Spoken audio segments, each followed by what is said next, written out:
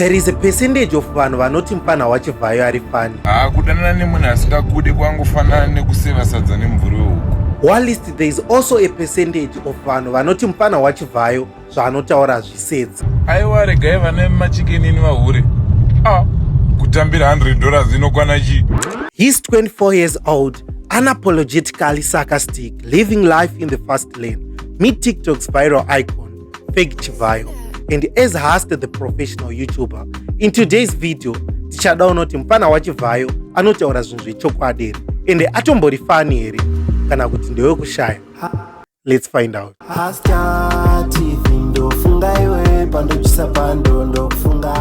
Kushitungwiza ukaona murume achigeza kuseni bhongo ziva kuti ari kuenda kukoti ende ari kugeza muteuro.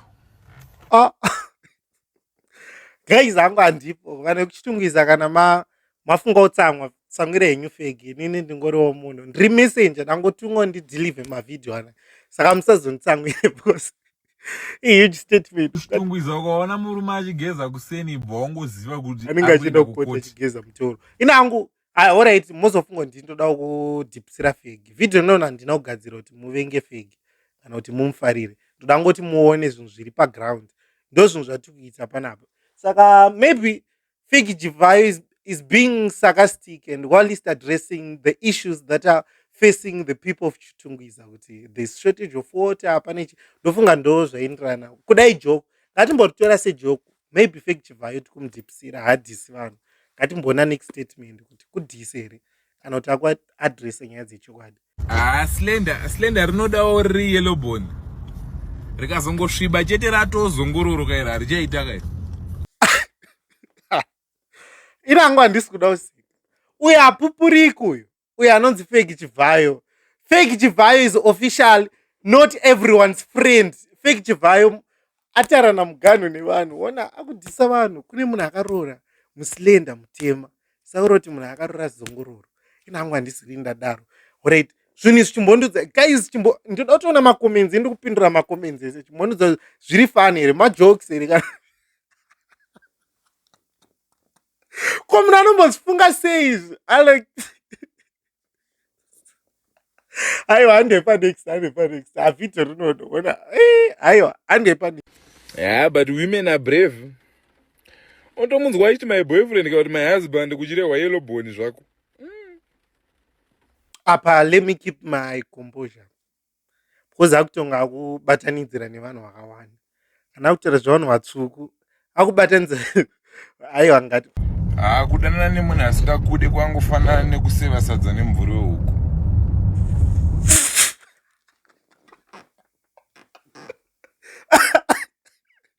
I think sometimes Fake Chivayo anoshaya, to be honest.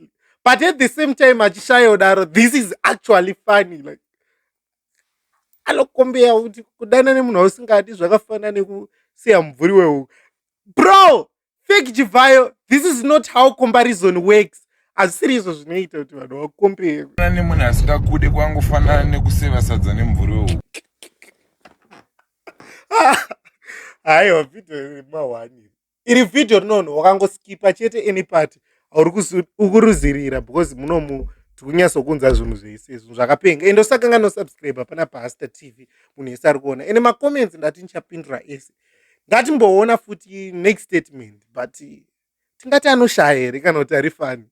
Ina hangu ndiri confused throughout this video, like tichangotanga, but ngatimboona next statement kuti anoti chii. Ukangoona wakunakirwa netsunga chibva watoziva kuti kumayouth takudisqualify. Hauchakwani wachembereyo. Muriwo yese vanana tsunga, vanana repu, vanana munyeve, vana chichi muriwo yese vana anonzi machiyaya mashizhe anonzi chi emanhanga ane chichi zvakadhakwa zvezva. Muriwo wechokwadi chete it's covo. Covo is the only muriwo that makes sense in Zimbabwe. Ndo chiro president of Zimbabwe vanodya covo. Munonzwa pavakati todya muriwo nemapotato. Mufunga kuti vairi yatsunga. Vairi yacovo. Covo yakanyatsoiswa salt yakafanira necooking oil yakafanira. Aiwa, apa ataura chokwada. Apa pataura chokwadi. Chiro pamwe pese amboita kunge haasi mafaniza autaura chokwadi. Covo yakapinga. Kana wakudya tsunga, wakunakirwa netsunga, woziva kuti wachembera. ende kuchembera it's not a problem, it's okay kuchembera. Tingazoita young tese remunyika yese haizobudi, panoda kumboonekawo vamwe vakachembera vanonzi maswera sei makadini. Yes, saka ngatimboona next. Kune vamwe vanhu vakashata zvekuti ukaramba ukamutarisa soka haungana kutongomuti sorry wangu kutoapologiza. Ngatimboona next, ngatione next. Unobudirira sei uchiti ukabata kamari mbuya vanobva varwara, chikafu chekumba chinobva chatanga kushata, mubhedhe wekumba hauchafile comfortable?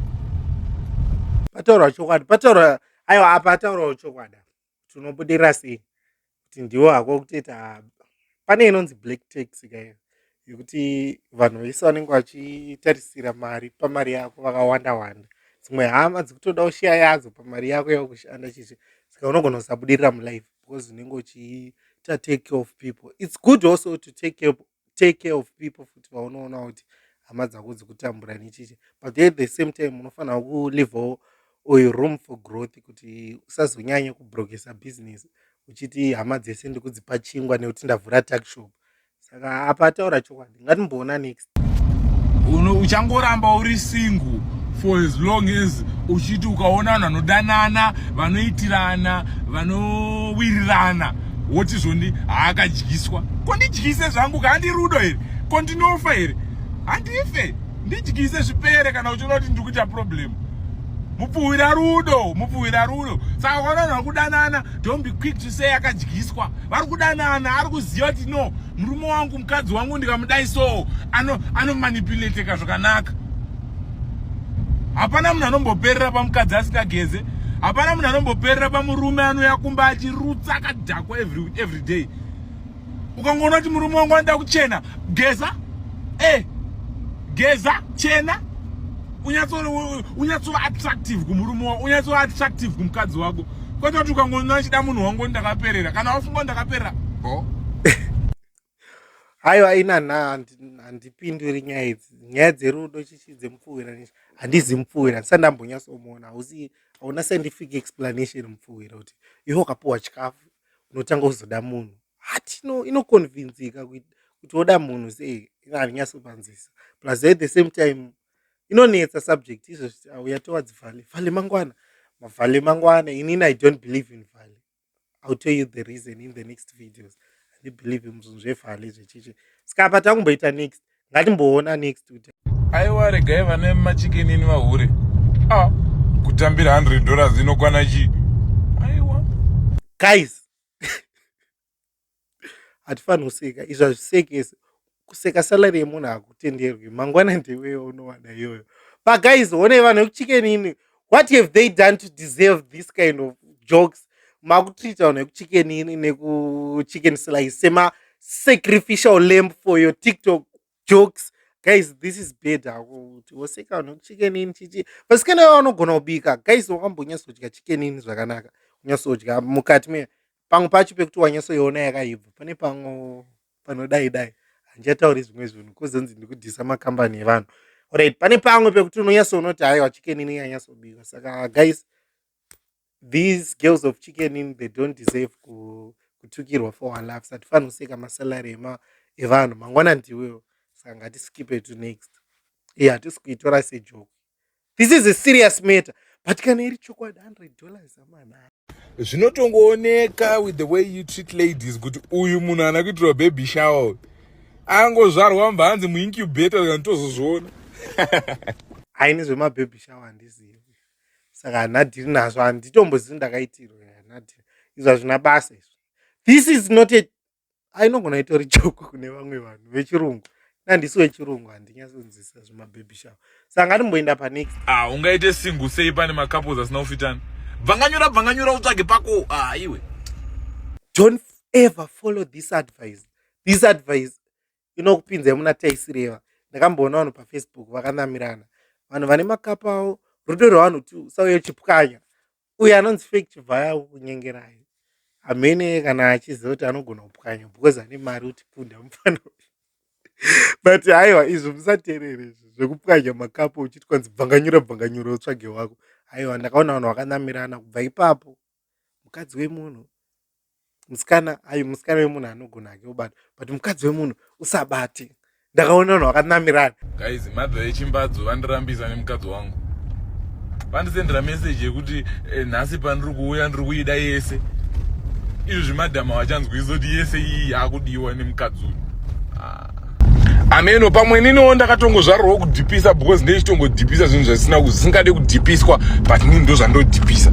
Anyways, I'm saying I don't take those trends like kunzanzi ndiri bishu, ndakagara pandakagadzikwa, baby uri superstar zvezve. Vanhu vanenge vachiimba zvinhu zvavareka kwewe tindo kuimba kuti zvoni ndakagara pandakagadzikwa, wakagara pasi pemuti izvezvi kukadoma uku kugokwe kumasvingo uri pasi pemuti bhatata wakagara wakagadzikwa nani? Wakagadzikwa toziva kuti muri mabhishu. Yes, I understand kuti muri mahure, but zvekuti makagara makagadzikwa pai? Japresa akagadzikwa nemudzimi yake kwewewe musangoii ndose zvinhu zvakadhakwa because zvinozokutsoma. Iwewe unenge wakuzoda kunamata Mwari ndisimudzei, Mwari anosimudza marombe kubva kuhuruva, but iwewe ndiwe uri kuimba kuti wakagara wakagadzikwa nani? Une chiremerera chipi chiremerera? Munhu uyu anoda kufinda vanhu vese. Ndakuudza kuti by the end of this video it's either uchange uchifarira Feg uri big fan, nokuti uchange wakamuvenga because he's coming for all of you. Muona ari kukubata imesi. Ngatimboona next. Right, you know what you got yourself into. We can't constantly remind you kuti we are almost towards Valentine's. Chigara maruva wakaignore red flag pekutanga ukati maybe anochinja. Usafunga kuti apa achatenga itongozvichigarira maruva. Zvisurprise. Zvisurprise. You know your nigga, you know kuti haana zvaanozombofa akaita mulife. Ingono zvisurprise. Kutengerowo zvimaruva nechidhori fresh. Zvisurprise. Because takakuudzai izvo zvetikukuudzai, chingodyarai maruva, nyaya dzekuitire dzishoma hamudi. Koko ndikoko unongoraramawo as a normal day tichienda. But haisi mhosva. Apa ndokumirira vanhu vese vasingapi vasikana vavo kana vakomana vavo Vale. Vale is just like any other day. Vanhu vakangosarudza kuti kune Vale nhasi, but yakangofanana. Otherwise tinogona kungonyara hedu kana kuti musi webirthday, but zvinhu zvakaitwa ngavana Vale, vana Christmas box ndo zvinhu zviri useless zvezve zvokuti wakuiondudza kuti Christmas box nechichi zviri useless. Saka apa taura chokwadi apa Feg Chivhayo Tony hanonyatsotaura chokwadi exactly because anga achitaridza kuti my ideas eVhale anomafarira. Saka ari pahafu apa kwanzi unoziva munhu wako ichokwadi futi munhu wako muziva. Munhu wako akaita kunge hasta abelieve muVhale kana mumachristmas box. Ngatimboona next. Apa ndofunga ada kutaura chokwadi. Isusu tichidiwa ubasa na8 nachef, but tisetarora late because tarora chitweka tikutwekeko tikutwekera munabva kuUK, munabva kudiaspora, munabva kuSouth Africa kweso kuti avhure mabhegi because we know we something for this Christmas. Please zvatipedze road time. First thing chaunoita uchisvika padheni, vhura bhegi rako tunoti munei kuti isusu vandaura naEli tigare tarara because taakufoswa kutaura newe nyaya isu kabanga takamirira mabhegi. Aiwa tasikavhura mabhegi shamwari moyo yedu izorori. Ichokwadi kana munhu abva kuJoni kana kuUK kurumidza kuvhura mabhegi because amana hatina time yekuswera tichinyeperana kubvunzana zvemumango kuita kunge waiva nebasa nemamango, kuita kunge pasina mamango wakwanisa kuti chingovhura bhegi uchingosvika. Guys, ndakuvigirai zvitokumidza kuvata ini ndoziva ndine speaking from experience. Saka ngatitaure hama dzedu dzekukunze kwenyika tinodzifarira tinodzida, but ngavakurumidza kuvhura bhegi. Vachingosvikawo ngavangoitawo tongoitana makadini ubva wavhura bhegi toudzana toziva zviri pafe. Dzimwe nyaya tozotaura kwete takutaura nyaya dzokuti titsvage kusekesa kana kuti tiseke majokes ako asingasekesi because toda kuzowana mafavors mubhegi. Saka mazvinzwa vanhu vari mhiri kwemakungwa, this video is for you. Kurumizai kuvhura mabhegi. Apa ndataurawo chokwadi apa. Mascammers awanda manje, but this time vachinja strategy yavo. Hanzi can I be your life coach? Life coach tese first time on earth. Uda ukocha tese, it's our first time. We are experiencing things for the first time. What do you want to coach me? uda kuba mari ka, uda kundibira zvakadhakwa. Manje handida kusvika kumutauni namunhenzva. Handauya kuzosiyiwa pambara apa namunhenzva. Ndakatozvarirwa muHarare, saka ndotoziva kuti muda kundibira. Life coach.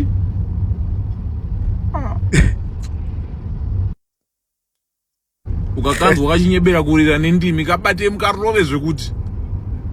Shuwa matuke wada kuita pasta, wada kuti tizotengerwa nodoro Christmas. Mukarove chemusakasiya munyatsokazvambura chekucha ukantaura nyaya yako zvakanaka. Kanzwa kadaurira nendimi ndimi. Kwane. Alright guys, that's all. Tudziwe kuti fake Chivhayo mufanirwa Chivhayo ari fani here inanotaura chokwadi here kana kuti munhu anoshaya zvinhu zvakazviseta. Tudziwe amana zvinhu zvamuri kufunga mucomment section. Tichange tichipindura macomments ese. Asta TV ndofunga iwe pandochisa pando ndokufunga.